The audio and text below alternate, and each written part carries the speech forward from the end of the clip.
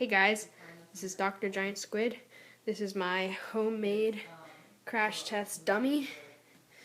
This is his face. Here as the crash test symbol. So here is what you need if you wanted to build one. So let's open him up.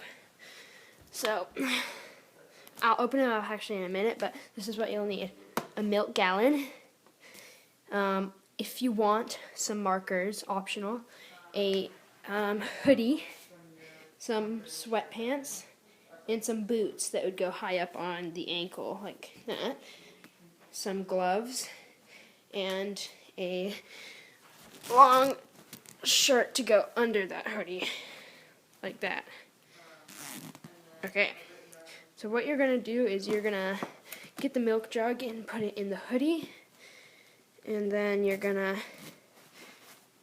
put a pillow inside a shirt and then inside the hoodie.